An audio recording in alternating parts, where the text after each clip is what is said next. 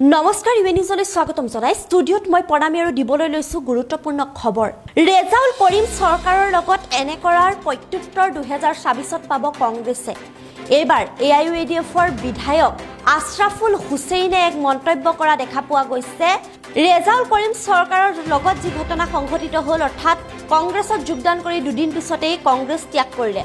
ৰাজনৈতিক মহলত এই বিষয়টো খুবেই চৰ্চাত থকা পৰিলক্ষিত হ'ল আৰু তাৰ পিছতেই এতিয়া AIUDFৰ বিধায়ক আশৰাফুল হুছেইনে মন্তব্য কৰিছে, ইয়াৰ প্ৰত্যুত্তৰ পাব 2024ত প্ৰত্যুত্তৰ দিয়া হ'ব কংগ্ৰেছত। সবিশেষ জনাই আছোঁ।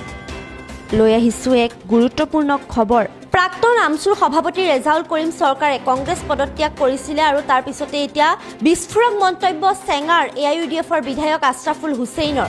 ৰাজ্যৰ সমন্বয় সম্প্ৰীতিৰ কথা কোৱাৰ বাবেই একাংশ জ্যেষ্ঠ কংগ্ৰেছৰ নেতাই এতিয়া আক্ৰোশৰ বলি লৈ কংগ্ৰেছ এৰিবলৈ বাধ্য হ'ল আমচুৰ নেতাজনে। যিহেতু আমচুৰ মাজত জনপ্ৰিয় আছিল ৰেজাউল কৰিম চৰকাৰ আৰু সংখ্যালঘুৰ মাজত খুবেই জনপ্ৰিয় আমচুৰ সভাপতি আছিল। তাৰ পিছতে কংগ্ৰেছত যোগদান কৰিছিল। কংগ্ৰেছ দুদিনতে পদত্যাগ কৰিলে, বহু লোকৰ ওপৰত যিহেতু অভিযোগ উত্থাপন কৰিছিল আৰু তাৰ পিছতে এতিয়া আশৰাফুল হুছেইনে মন্তব্য কৰিছে, অসমৰ সংখ্যালঘু মুছলমানৰ ন্যায়ৰ কথা কোৱাটোৱে কাল হ'ল ৰেজাউল কৰিম চৰকাৰৰ আৰু আমচু নেতাজনৰ অপমান কৰাৰ ফল এতিয়া হাড়ে হিমজুৱে পাব কংগ্ৰেছে 2024ৰ নিৰ্বাচনত। এনেদৰে মন্তব্য কৰিছে। এতিয়া আমাৰ হাতত মন্তব্য আছে, আমি আপোনালোকক শুনাব বিচাৰিম। ৰেজাউল কৰিম চৰকাৰ আমচুৰ এজন অন্যতম বলিষ্ঠ নেতা আৰু তেখেতে আমচুক প্ৰায় 20 বছৰকাল সেৱা আগবঢ়াইছে অসমৰ মজলুম মেহনতি সংখ্যালঘু জনতাৰ হকে। আৰু তেখেতে এটা দললৈ গৈছিল আৰু আমাৰ শুভেচ্ছা নিশ্চিতভাৱে আছিল।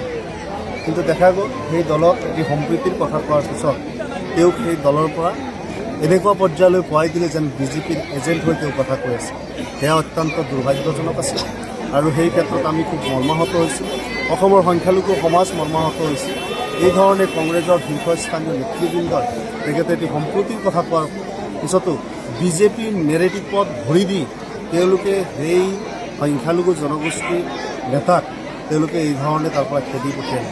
অসমৰ জনগণে ইয়াৰ উচিত প্ৰত্যুত্তৰ নিশ্চিতভাৱে দিব।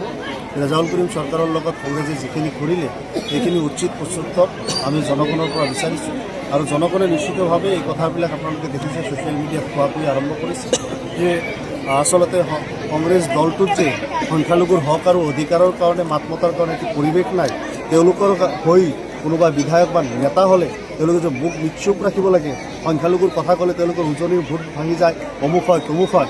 আজি স্বাধীনতা 78 বছৰ পিছত 51 বছৰ 200 দিন কংগ্ৰেছে শাসন চলায় এই সংখ্যালঘু মানুহখিনিক যিখিনি বঞ্চনা কৰিছে, যিখিনি এই মানুহখিনিক বিভিন্ন প্ৰকাৰে প্ৰাপ্তিৰ পৰা বঞ্চনা কৰি আজি মাটিৰ পট্টা পৰ্যন্ত দিয়া নাই, নাগৰিকত্ব সুনিশ্চিত কৰা নাই আৰু অন্যান্য যিসমূহ সমস্যা সেইবিলাকতো তেওঁলোকৰ কাৰণে।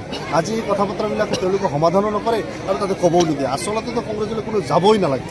এই মানুহবিলাকে যায় কিয়? মই যোৱাটোৱেই বেয়া পাইছোঁ। তথাপিও তেওঁ গৈছিল, আমাৰ শুভেচ্ছা আছিল যে যাওক, গৈ কেনে হ'লেও সেই মঞ্চত যদি ভিতৰত গৈ ফাইট কৰকচোন, আমিতো বাহিৰৰ পৰা কৰি আছোঁ। গতিকে কংগ্ৰেছ দলটো সংখ্যালঘু মানুহৰ কাৰণে বিলকুল নহয়। সংখ্যালঘু মানুহ যিমান পাৰে হুৰাহুৰে সেই ঠাইৰ পৰা আঁতৰি আহিব লাগে। এই দলটো সংখ্যালঘুৰ বিনাশকাৰী আৰু বিগত 78 বছৰ 51 বছৰ 200 দিন শাসন কৰি সংখ্যালঘুসকলক বিনাশ ইতিমধ্যেই কৰিছে আৰু অধিক বিনাশ হ'বলৈ জনগণে নিদিয়ে নিশ্চিত।